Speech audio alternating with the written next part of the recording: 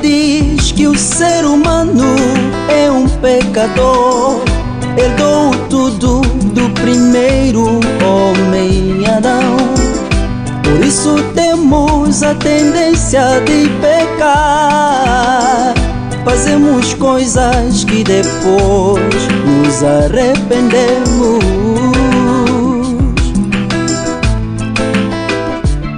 A Bíblia diz que o ser humano é um pecador.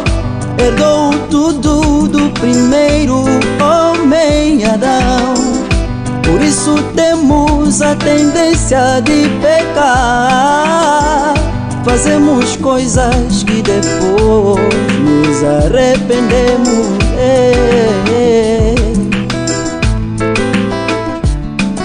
Mas nossos pecados podem ser perdoados.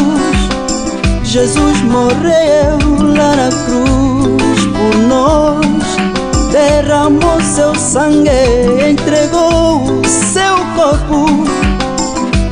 Este foi um presente de Deus, para que hoje nós tenhamos a vida eterna. Você e eu fomos salvos. Deixa o mundo, não deixa o mundo, deixa a maldade, deixa a maldade, meu irmão. deixa o mundo, venha, irmão, venha, Jesus chama.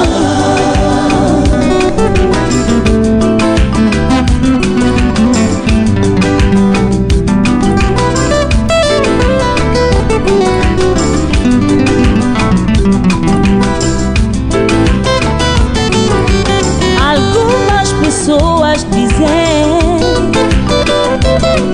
que eu cometi muitos pecados. Será que Deus vai me perdoar para que eu seja sua filha?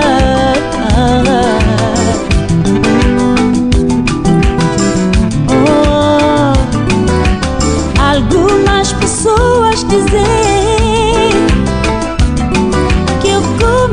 muitos pecados.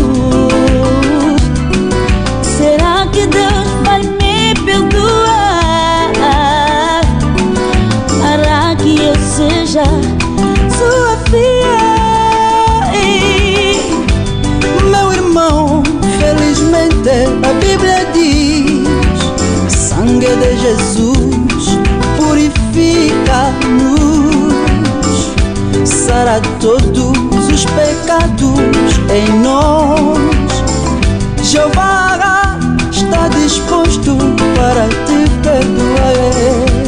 Este mundo enganador passará, mas a palavra de Deus nunca passará.